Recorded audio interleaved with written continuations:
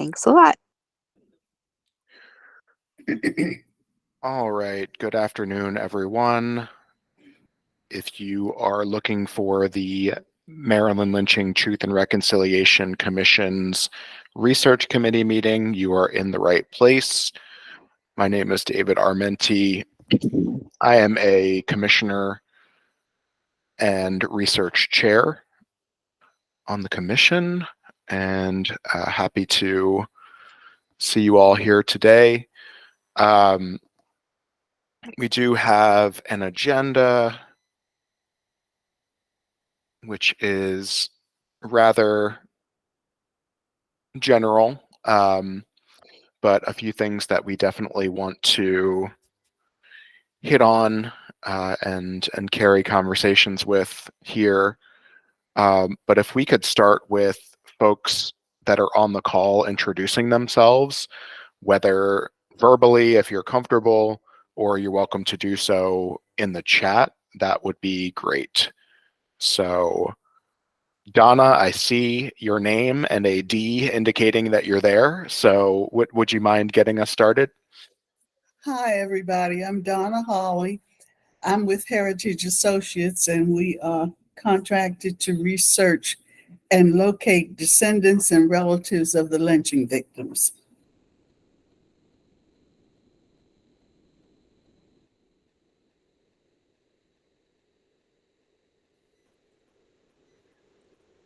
I'm happy to go next. Let me say that again. I was muted. I am Brett Tyler, also with Heritage Associates. Hi, I'm Emily Olin Swires. I'm Assistant State Archivist of Maryland, and the Maryland State Archives is just a supporting agency to the commission and to the research committee. Thanks for having me. I'll follow up with that. Hi, everybody. My name is Hannah Lane. I'm also a staff member at the Maryland State Archives in the Legacy of Slavery Department. I'm a research archivist, and I support the State Archives in supporting the commission. Happy to be here. Hello, everyone. My name is Sophia Sike, and I am the Assistant Attorney General that is assigned to assist with the commission. All right, thank you, everyone.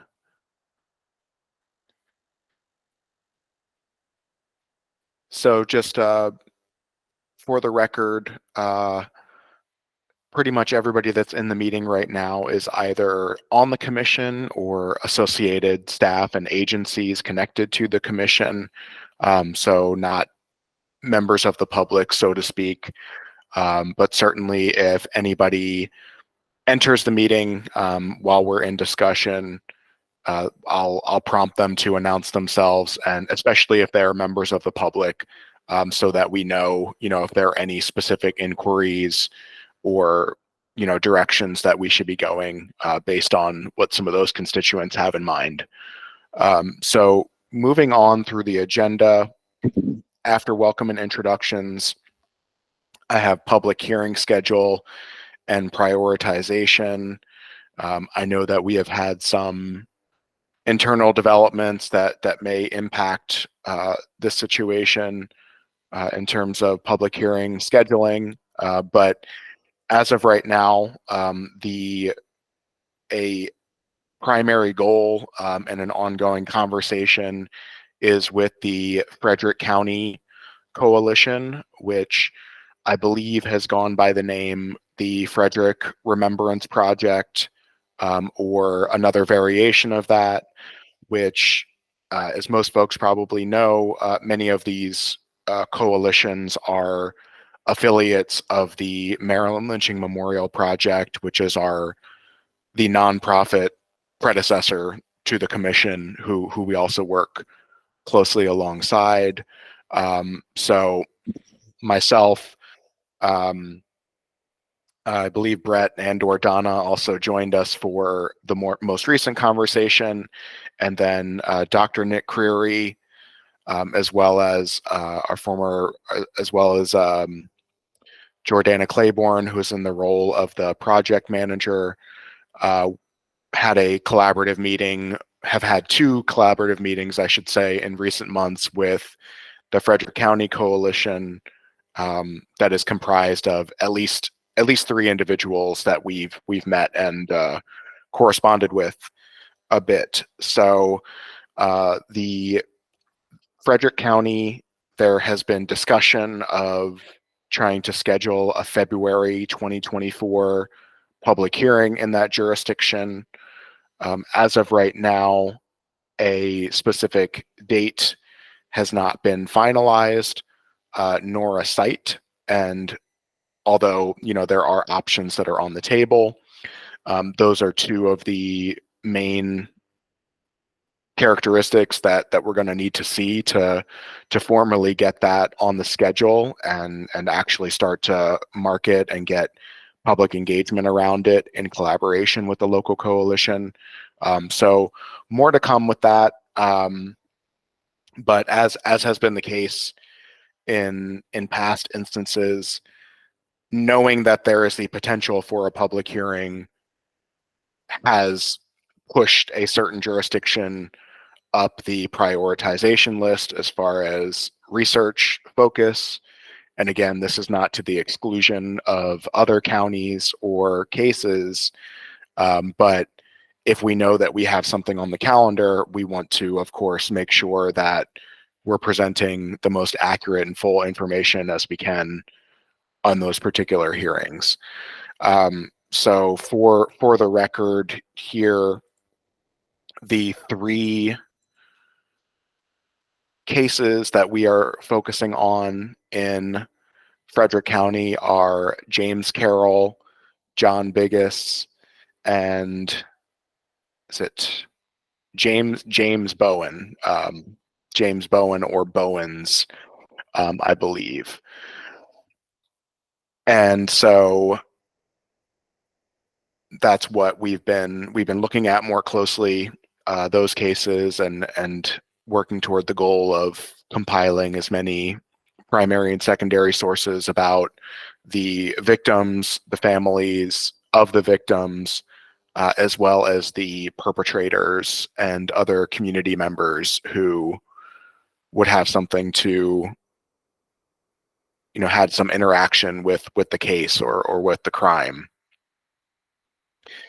So again, no date set as of yet, but that's certainly something that when we know, we will be sharing with the full commission, as well as in these smaller groups, to push our focus and our next steps in the research realm.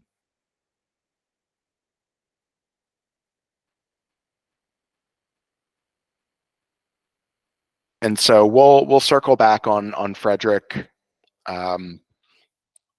a little bit more in the Heritage Associates research report, but we did still have a place here for the Maryland State Archives.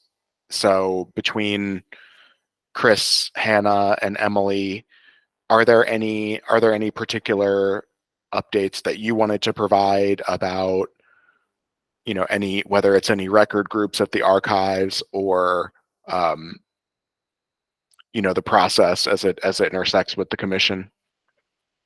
Well, I think the only thing that we're doing that is a continuation, because we have these serve members, is what they are titled, from 4 schools, who we are going to have continue the work that Andre Arciadano did over this summer, which is to go through the governor's general file to see if there's any references to lynchings, either specifically or general, that occurred between 1890 and 1980, that we can find. And if we do, then certainly we'll do the same process of digitizing them and adding them to whichever case study they directly align. Or if it reveals a new lynching, then we have to figure that out. If it's a new lynching within the 1854 to 1933 mandate, then I feel like we will just add it at least to the Maryland State Archives page, and then we can double check about how the specifics of adding it to the Maryland Lynching Truth and Reconciliation Commission page. And also we are looking further into attempted lynchings, which we're also creating a file on. Hannah is really handling that amazingly well on her own primarily. And then we're going to add that to our website in general as another, I don't know if it's at this point, if it's going to be another specific icon or box along the lines of what we have for Blacks in Annapolis or Blacks in Bel Air. But that's going to be another aspect of it too, which again is going to go along with what we're doing with the 2 students for 2 months, I think from January and February, and then 2 other students we're going to have on that from March to April. And then we'll see what happens from that. We may have some other interns helping us with that as well, but that's how we're specifically going to attack it. So within that, we can't really focus on Frederick County because it's really is almost like a needle in a hay. We're just looking exhaustively at those records to see whatever we can find, and then we'll move further from there with whatever we do find. Is there anything else? Did I miss anything, Hannah, do you think? No, I don't think you missed anything.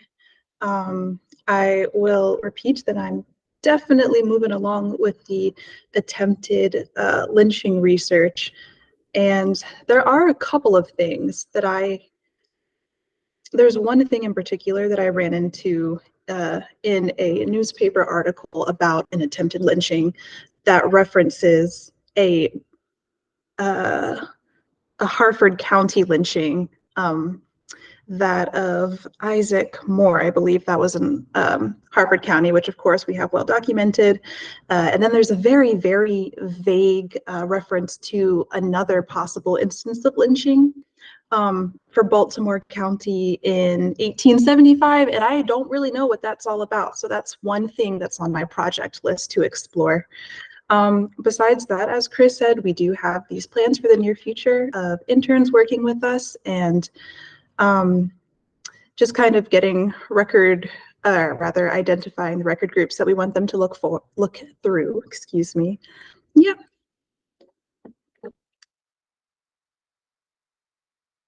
Emily, is there anything that you think we're forgetting?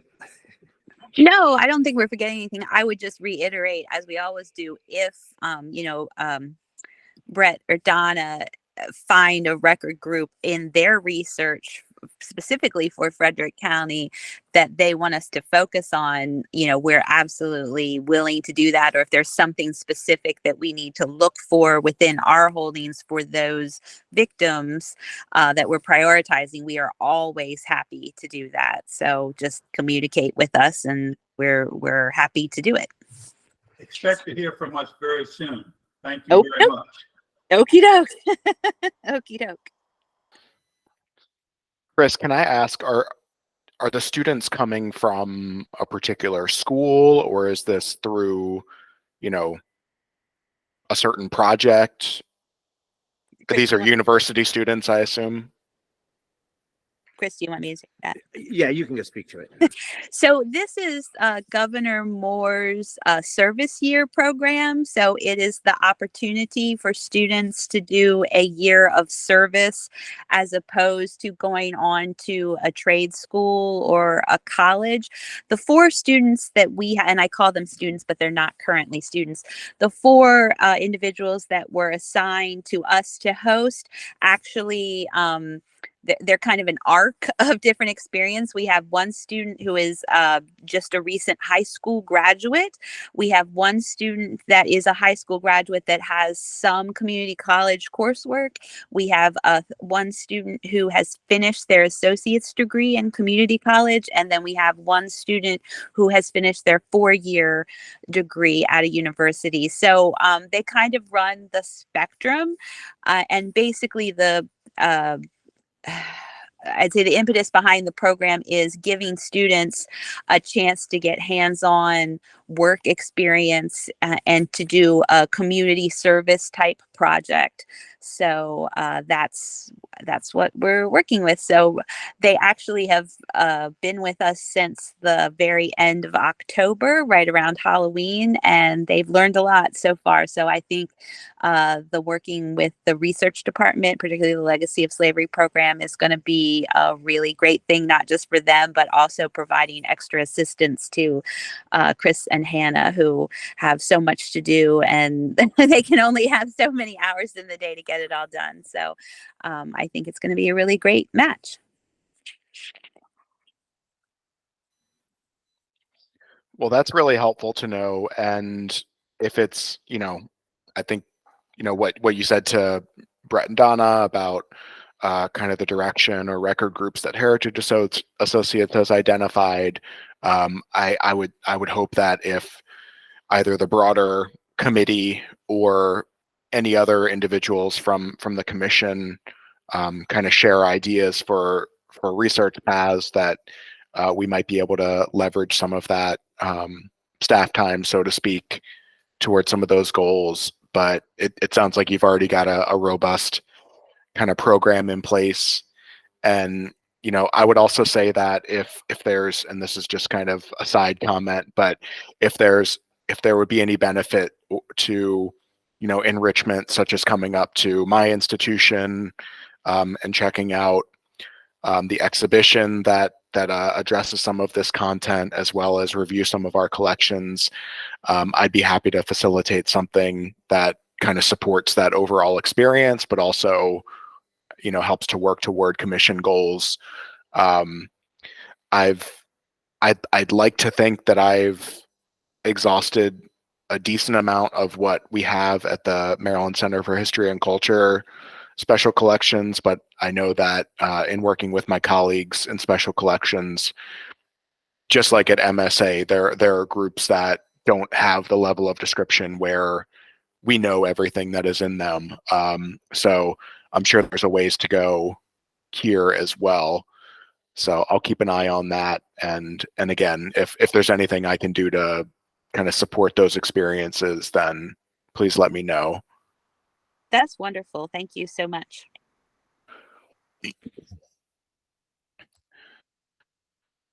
So that, Let me just ask, I'm sorry, David. yeah. Brett, did you and Donna have some interns you were going to be engaging at some point? I felt like that was something that was mentioned over coffee or something.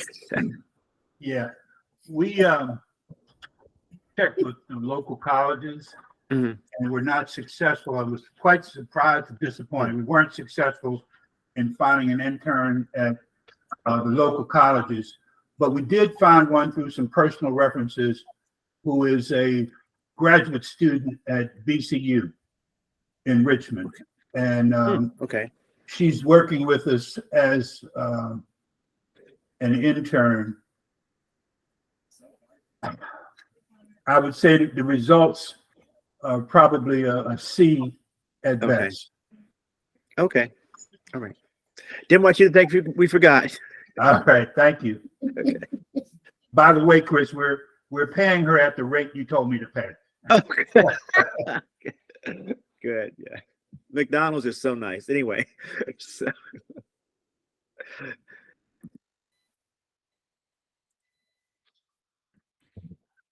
Well, thank you to the Maryland State Archives, of course, for not only being the supporting staff, but doing a lot of that legwork and preserving and conserving the collections that have already been so informative for the foundation that we have. So we'll look forward to any other updates in that respect, and ways that the commission can intersect or support that ongoing work.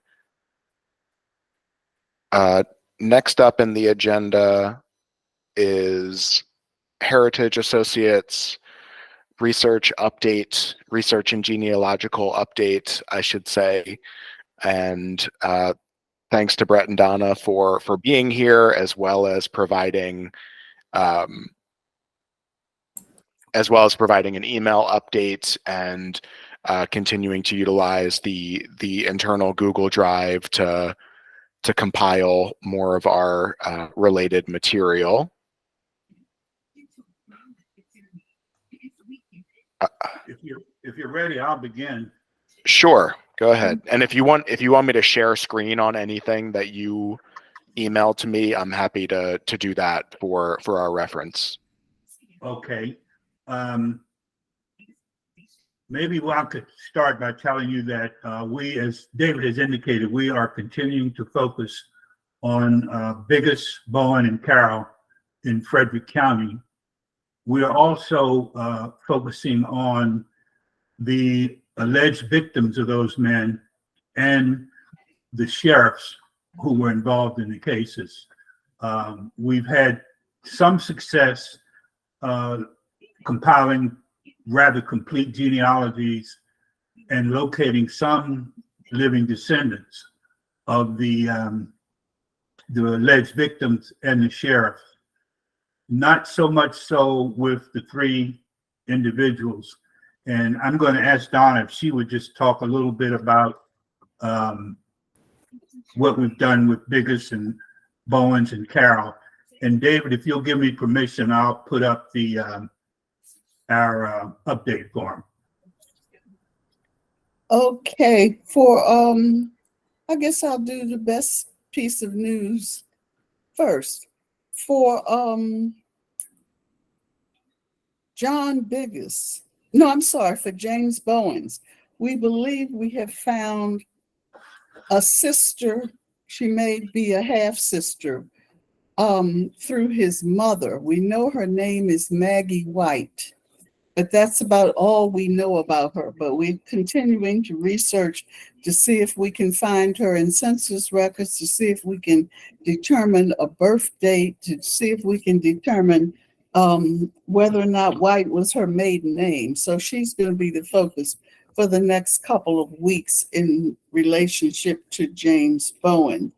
For James Carroll, the only hope we have at this point is through penitentiary records. We do know that both James Carroll and his father, also named James Carroll, were inmates at the Maryland Penitentiary. So we'll be looking at those records to see if we can find any hints that will lead us to other relatives.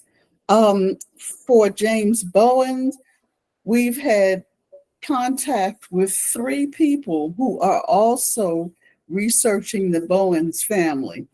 2 of them are doing genealogical research on their families and are interested in participating whenever we have the public hearings.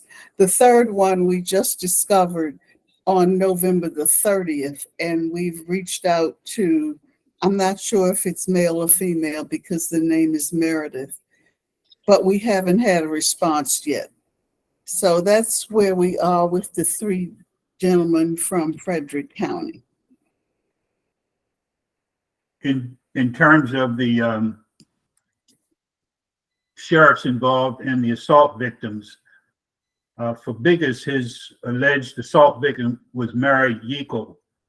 And we have located, and I'm going to qualify this because we have not actually talked to them. We have located about 3 probable descendant relatives for Mary Yeakel. They're born around the 1980s, some a little earlier than that. And they're located primarily in Massachusetts and North Carolina, last names being Graham, all 3 having the last name of Graham. For Bowen, Zimmerman was the sheriff. In that case, his family was married into the alleged victim's family, Lily Long, and we have located, again, what it appears to be living descendant relatives. This is not a joke. Their last name is Crapster, J. Crapster, J.T. Crapster, and David Crapster, all appearing to be around the right age to still be living. And in some cases, we've identified phone numbers and physical addresses for these people, but we haven't reached out to them yet because I think we want the either the commission or the attorney General's office to do that. Same situation with Carroll. The arresting sheriff was Volkman, and we've located what appears to be descendants of Volkman, as well as, if I recall correctly, descendants of his alleged victim. We have compiled and uploaded genealogy charts for each of these families. And we've also uploaded the supporting census data that was used to compile the charts.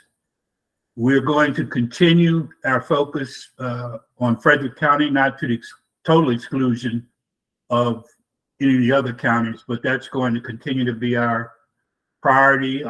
David, we can talk now or later, but I was considering circling back, for example, and trying to research some of the landowners where the lynchings took place. But we can talk a little bit later about doing that. So that's pretty much it for right now. Some success with the descendants of the alleged victims and the sheriffs, and a little less success with the actual lynching victims. Brett, did you have, what was the year that, or years you're looking for with the Maryland Penitentiary records? Donna, did you hear Chris's question? Yes, I did.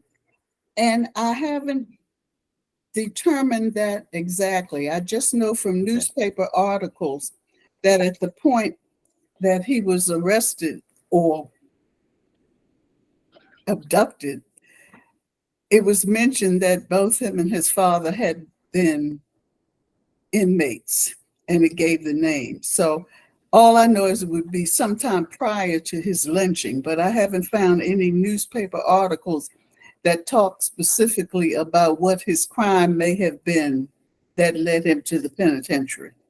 Okay. Well, if you could please send myself and CC Hannah the whatever references you have to that, because we have from 1811 to 1865 or 66 that's been added to the spreadsheet that Matthew Novick put together along with Zoe Smith roughly a year or 2 years ago. And then we also have something much more recent from 1911 on. So it could be, depending if it's within that time frame, we might have it. Other than that, up to 1869, we certainly do have it available online. It's electronically available online. Oh, okay. That you could look at. Now, it's not. It's the actual digital copy of the booklet, so it's not. I mean, of the volume, so it's not already. It's not already digitized, so to speak, or spread. Whereas in the spreadsheet, you can just go Control F and just go to the name and hopefully find it. Okay, but, thank you. Sure.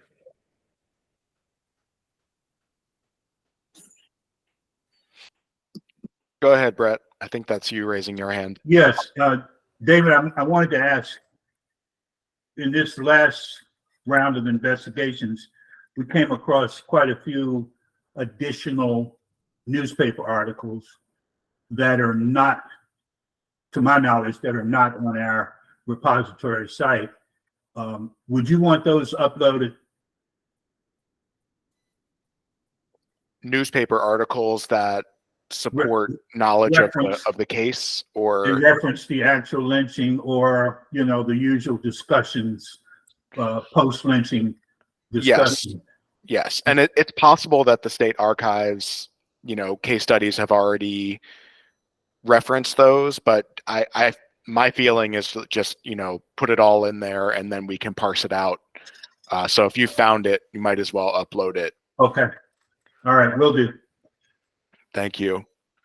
And I'll just reiterate the point that was made earlier about potential descendant outreach, that yes, we do want to be strategic and sensitive in that process, whether it is a potential lynching victims family outreach, and or the alleged perpetrator or alleged victim of the lynching victims.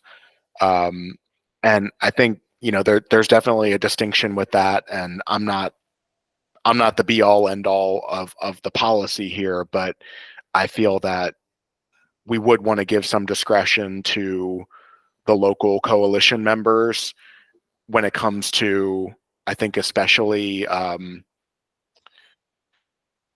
alleged victim outreach, because we do want to prioritize the lynching victims as opposed to the perpetrator side of the cases.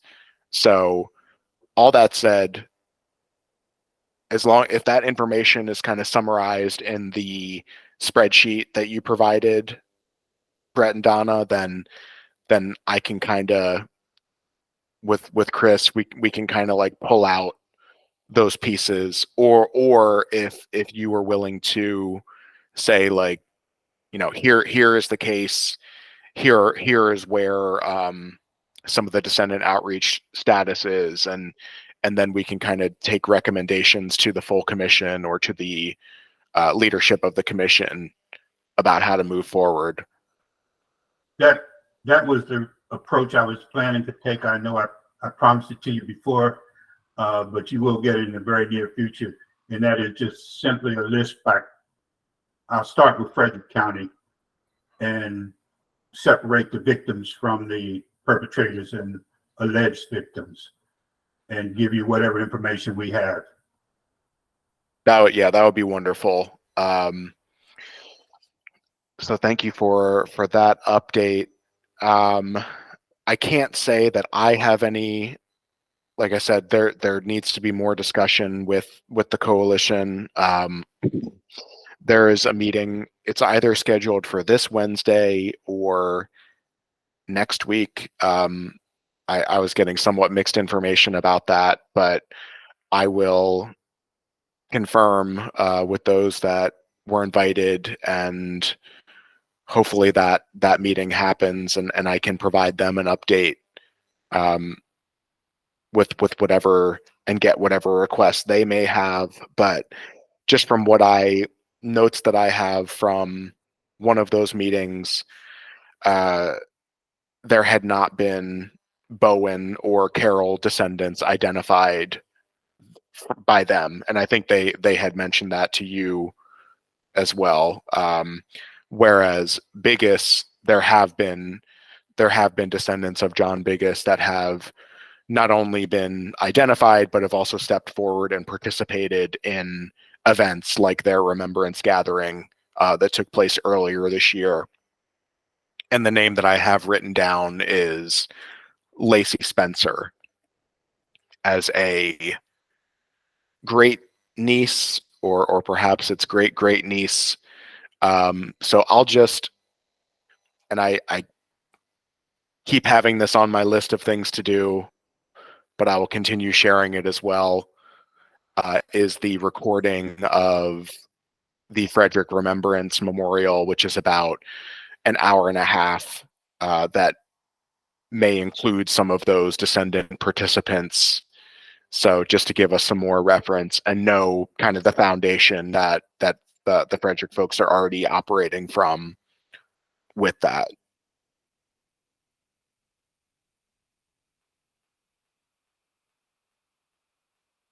And I did want to go back to Hannah. Hannah followed up in the chat about some of what her recent research has revealed. And I think Isaac Moore was the name that was mentioned from Harford County.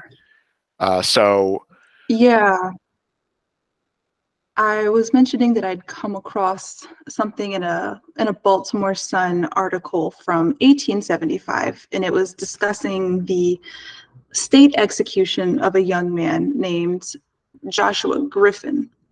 And there was a bit of narrative afterwards saying, like, oh, until this year, there have been 2 or 3 executions. It said 2 actually, but the examples it gave was the lynching of Isaac Moore in Harford County. And then afterwards, it said something along the lines of, then in August that same year, another man was, I actually have it up right here.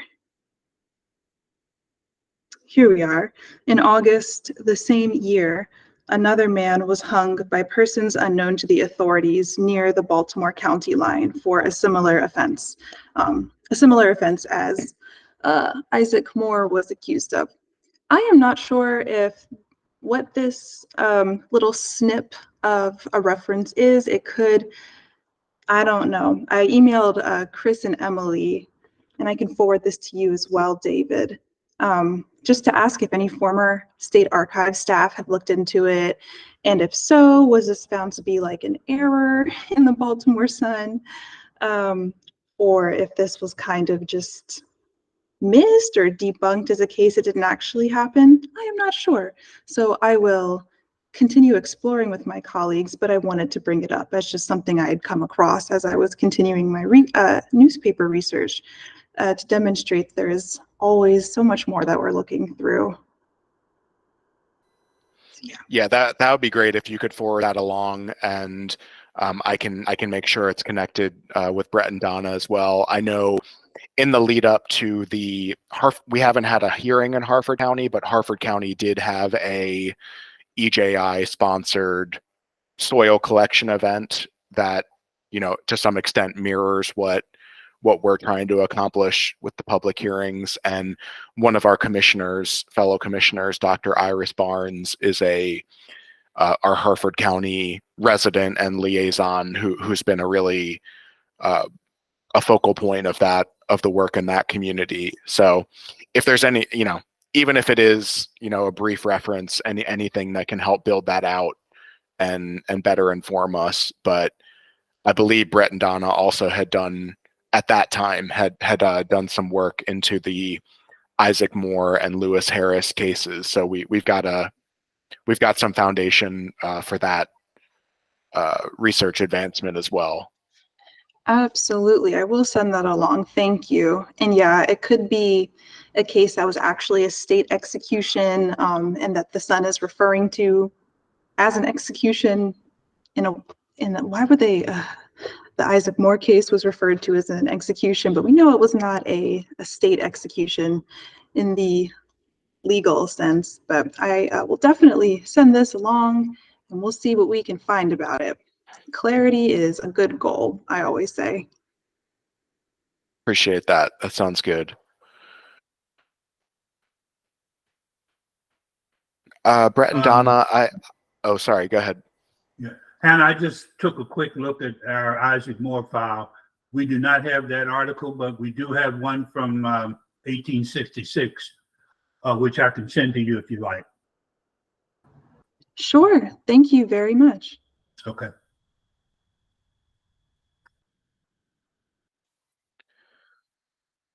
And I also had under Heritage Associates updates, Calvert County and Prince George's County, which if there is nothing particularly new on those fronts, that's fine. I may have copied that from an earlier agenda or communication. I know at least with Prince George's County, there's been somewhat active conversation with their coalition representatives.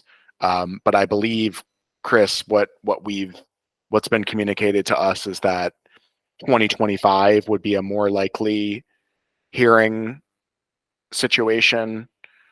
But you can correct me if I'm wrong about that. And yeah, I guess Brett and Donna, if there was anything for either of those other two counties, then we could address that at this time.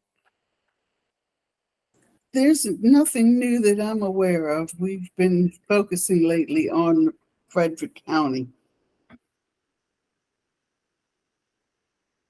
Donna, was there anything new about Charles Whitley?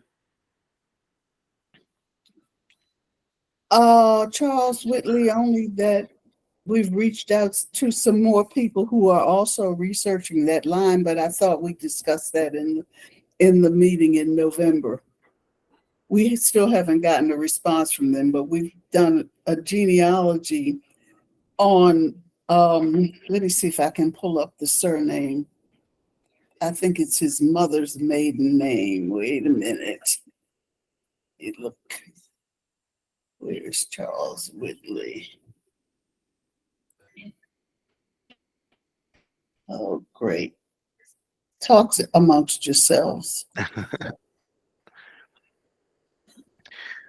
I will say that I'm fairly certain that Calvert County is one of the jurisdictions that doesn't have a local coalition, so to speak, as opposed to their neighbor in St. Mary's County, which has had active voices collaborating with the Memorial Project and or the Commission.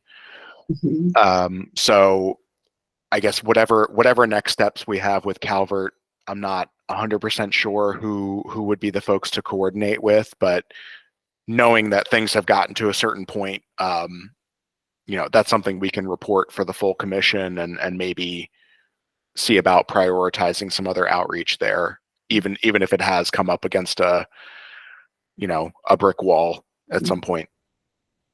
For Charles Whitley, we have identified a woman named Jean Barnes who's also researching him.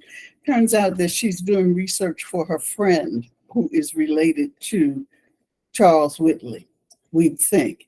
And so we're supposed to be connecting again within the next few days to determine if her friend is interested in pursuing contact with us.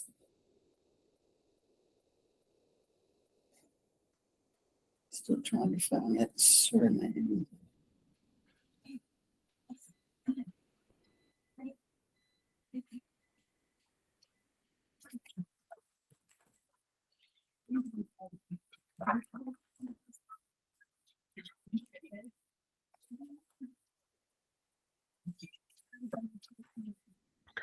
Just making note of that distinction, and I know you have most of that summarized in the spreadsheet as well. Yeah. So I'll just have that note for us to follow up with the commission as well as perhaps the Memorial Project to confirm whether or not there is a local contact, and maybe we can do more coordination with them, knowing that we've at least identified some possible leads. Yes. Donna and Brett, I know we talked about this maybe 2 or 3 meetings ago.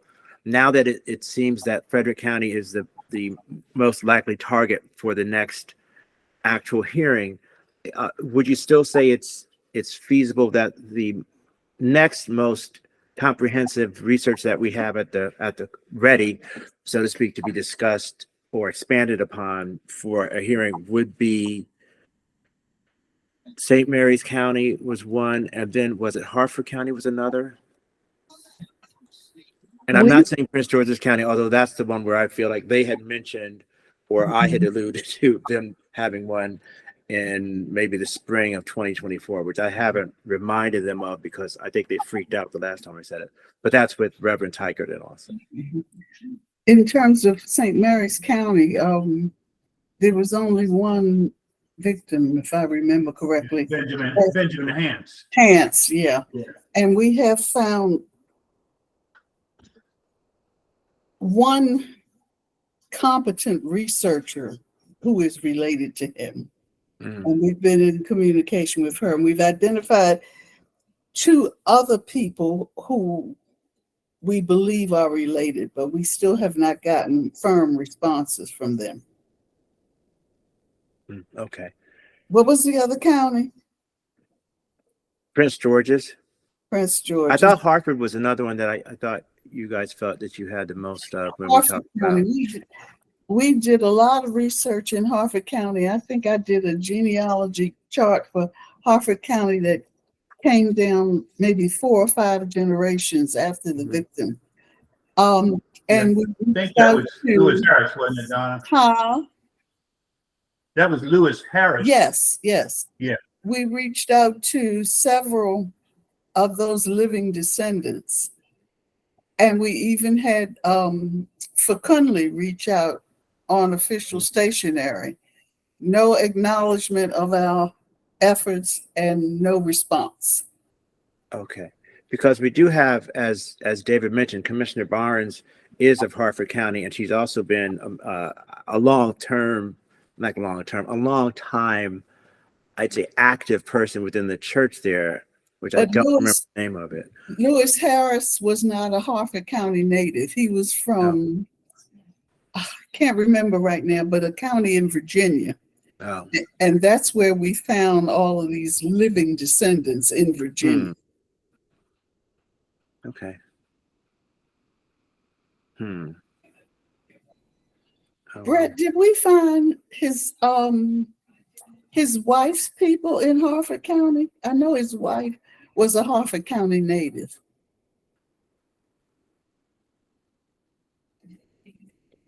Are you muted? Yeah, I believe it was Lewis Harris's wife was a native of the county.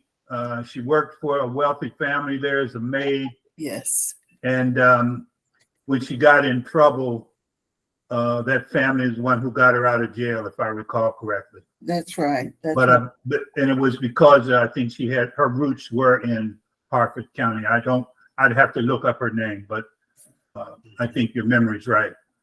Let me find something here for Mr. Harris.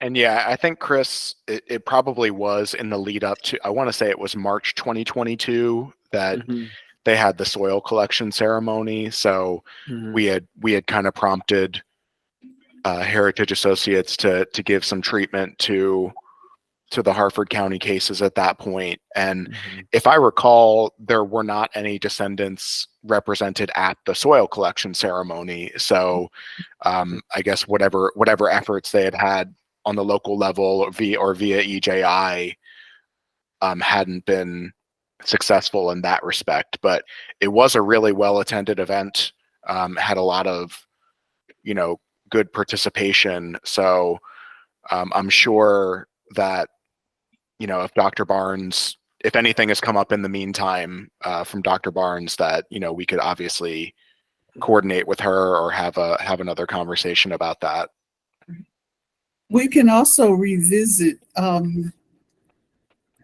search for Lewis Harris's wife. Her name was Martha Harris.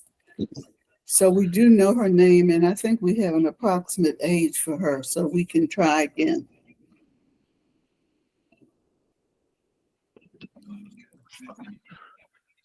Sounds good. Right there.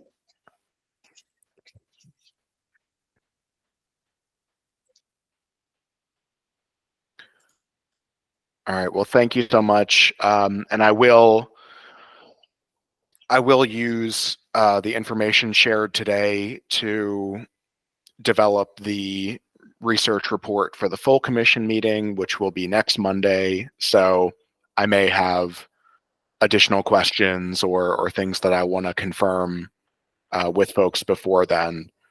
So keep an ear out for any of that coming from my way. And certainly anything additional that you want to forward along, utilize this group. And I see Hannah also dropped her email in the chat, so she should be somebody that's also present in those email threads as possible. So moving on to new business, we are at 3:53.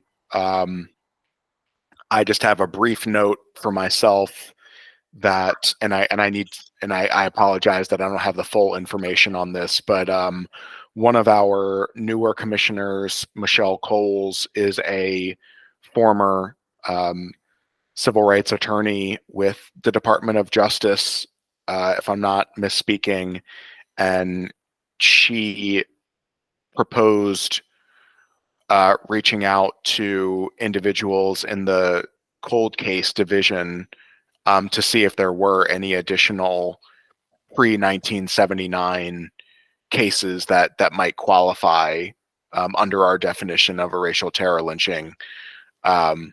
So again, that's kind of partial information, and I might be misspeaking a little bit, but I just want to note for the record that Ms. Coles is pursuing what information I believe it is the Department of Justice may have about Maryland cases. And when she brought it up, I thought that may have been a step that we had already done, or someone in the commission leadership had already done. So I guess I'll just say stay tuned about that, and whatever it is that is shared, I will make available to the committee here, and she may just make available to the full commission anyway. Any other new business from anybody on the call, whether it be upcoming events, any inquiries that have come your way, anything along those lines? David, I wanted to ask, I don't know how timely it would be, when we are up and running with a communication slash marketing firm, perhaps, well, what are your thoughts about that kind of invigorating some of these counties that are not so active? And, I think if we're strategic about it, it might have some positive results.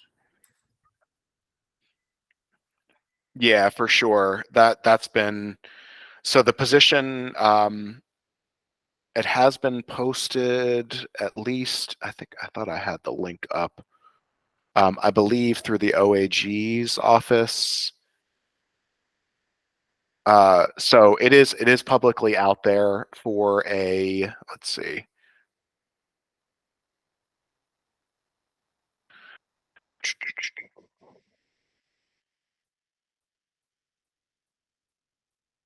Not seeing right off the top of it whether it is a full or part-time position, but yeah, there's been talk about, doing a better job with PR, pretty much since the advent of the commission. So actually having somebody whose focus would be that. So, that's working toward not only that public awareness and supporting what we're doing with the hearings, and getting people out, but also, I imagine there are other roles that can organically develop, particularly, if it supports something in our committee's needs. But it just got released last week, and the close date for the application is December 28th. So we'll certainly continue to update about whether hiring occurs and how that's going to kind of feed into our workflow.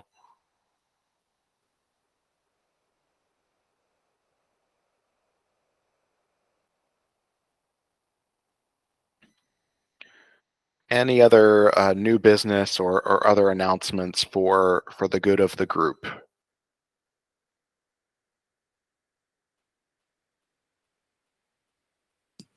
I just want to make sure that Brett and Donna know that we have a new project manager. I don't know if they were on the email that was sent out.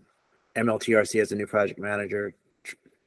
I think it's Trisha Boyle. Now that I said that, I'm like right off the hand. Yeah, that's her name, Trish Boyle. Trish Boyle. And, okay. Our HR is in the process of reaching out to her so they can do the onboarding. It is our hope that there won't be much of a gap or disruption with the transition between project managers. Great. But hopefully I can have more information as it relates to start date and all of that information at the next monthly meeting. I was going to send an email to the executive team. I do think we should probably meet before the next monthly meeting to kind of discuss some of the new developments, but that's my update. Thanks, Sophie. Thank you.